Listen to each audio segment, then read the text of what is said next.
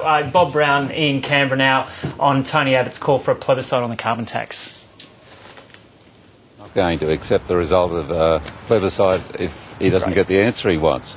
So here we've got Mr No to everything that the Gillard government does, saying I'll also say no to the Australian people if they don't give me the answer I want.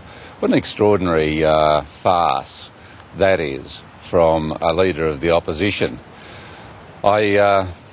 In the course of a debate on legislation about executive packages in the Senate today, I challenged the opposition to have a plebiscite on a cap on executive salaries of $5 million. Well, they sat there glued to their chairs with no response at all. They don't want one on capping executive salaries. And the Greens are proposing that be at 30 times the average pay of people in these corporations. But they want one on a yet-to-be-seen climate price package, provided Tony Abbott can say no if he doesn't get the answer he wants. It's just farcical stuff. Expensive, tricky and farcical from Tony Abbott. And Australians will wonder who this guy is that puts up a proposal to involve Australians in the course of democracy, but says, if you don't do what I say, I'll reject you. That's straight to the Australian voter. Do as I say, or you will be ignored by Tony Abbott, the leader of the opposition. Just on a couple of other matters, there's proposals before the Parliament about the resumption of live animal exports to Indonesia. I don't go along with the position of Andrew Wilkie and Nick Xenophon. They are wrong on this. The exports of live animals from Australia should cease and not be resumed. We should be supporting the slaughter of livestock in this country with the jobs and the quality control, like most other countries do. And we do not support the weak option from Andrew Wilkie and Nick Xenophon to resume the slaughter in Indonesia and to allow it to continue elsewhere around the world over the next 3 years, when millions of Australian live animals would be exported under this Wilkie-Xenophon option. It is the Greens who are saying end the live exports of animals from these shores. I've been here long enough to see repeatedly outrage about the slaughter of animals with enormous cruelty, or the death of thousands of animals en route to distant ports. It is going to happen again. We need to bring an end to it, and that means an end to the export of live animals from Australia to whatever port overseas. Let's put a stop to it. So I don't go along with those groups who are saying another 3 years is enough. It isn't, and it should be stopped now. That's what we should be doing. I'm enjoying the prospect of my colleagues growing in numbers as July the 1st approaches. We've got a lot of work on the plate here. It's good today to have Prime Minister Key from New Zealand with us. I was over there just a few weeks ago myself. We've got a great relationship with New Zealand, and I'm glad that he's here to appreciate a bit of the Canberra weather. He'll feel right at home, as I do as a Tasmanian. Senator, just on the carbon tax, how confident are you at the moment of a deal being done in the multi-party committee, and has there been progress in the last week? Well, it's a work in progress, and we're having very serious meetings about it. We have the nation's progress on climate change action at heart. Even if Tony Abbott says I won't accept anything but my point of view, regardless of what the majority of Australians think, we're working on it on a daily basis, and it's still got some way to go. But one thing we're keen to have is to make sure that in the years to come, as climate change inevitably bears down on our economy, our lifestyle, our biodiversity, this nation's well-being, there is the potential for improved action in the future. I've always said this won't be a Greens piece of packaging. We're in here we are, and I'm grateful to the Prime Minister for her diligence, and to Greg Combay and my colleague Christine Milne, who's an absolute tower of strength in this process, but we're not there yet. Senator, are the atmospherics... That the committee may not come up with a plan. Is that something you agree with? And if it doesn't, is the climate change plans of the government then dead in the water? We're working to come up with a plan. That's our intention. So I'm an optimist. Do you think you'll be able to... Conscience vote. If you do come up with a plan, a conscience vote in the Parliament, what do the Greens think of that?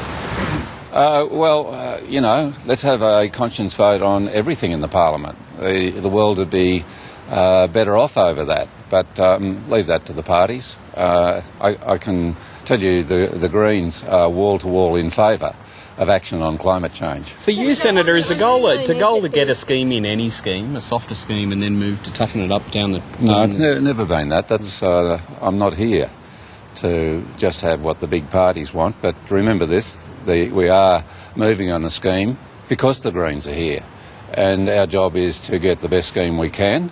We know it's not going to be what we want or what we would have, but it's going to be the better for us being here, and for the work of Christine Milne and Adam Bant and everybody involved, as well as our counterparts in government, of course. How much ground are you prepared to give, Senator?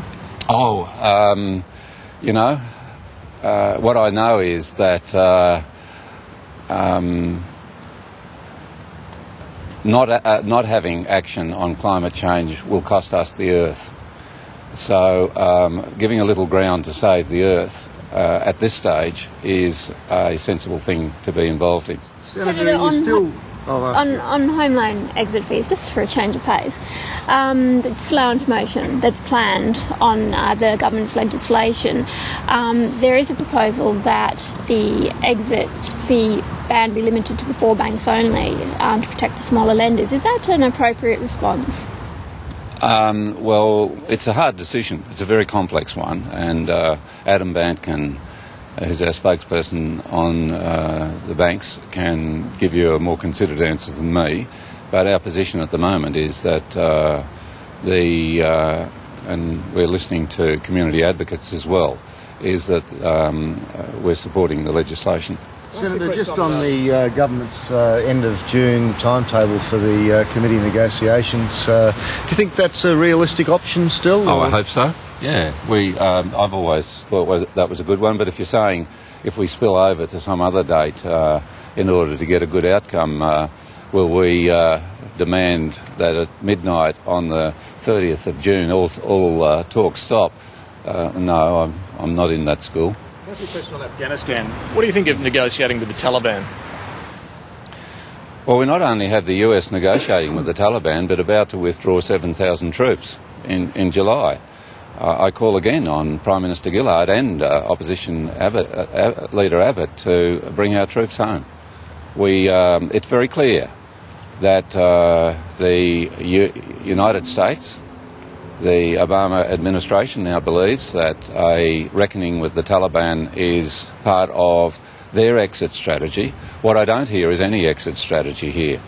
Again, because the Greens have a relationship with Prime Minister Gillard, which she keeps up. We had the first debate on Afghanistan in this Parliament after 9 years at the end of last year, and she then committed to another one in the second half of this year. I would propose to her and look for opposition support on having our troops home this year. On live exports, do you believe that the ban is hurting Indigenous communities in Northern Australia? And if you do you have any solution to that?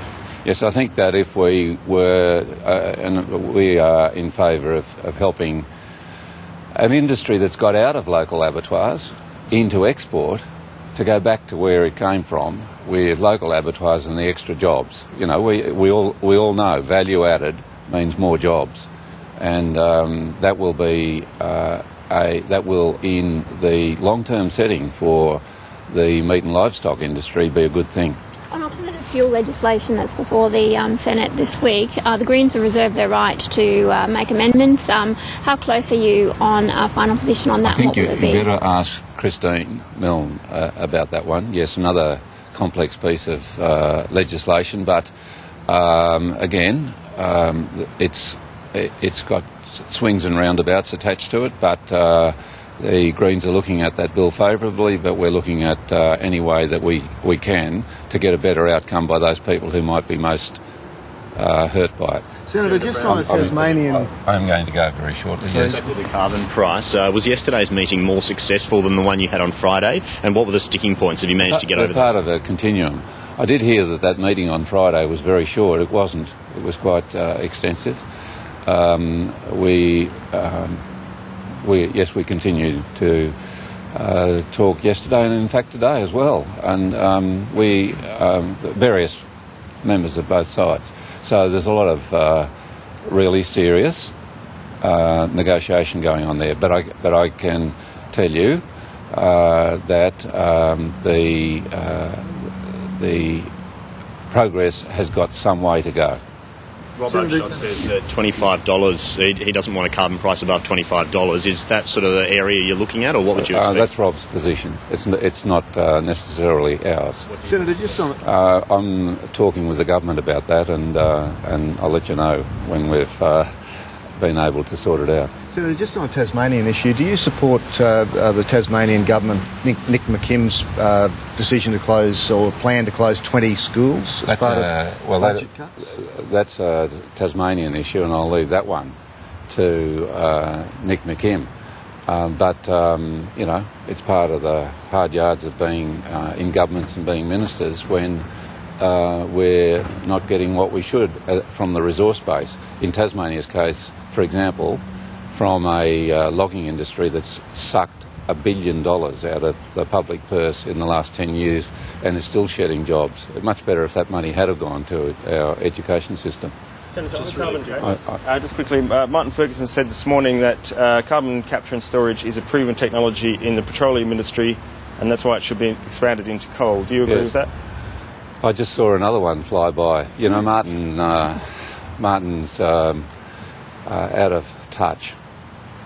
Thank you. Just on this synthetic cannabis that the states are wanting to ban, what do you think about that? I think it has to be very seriously looked at.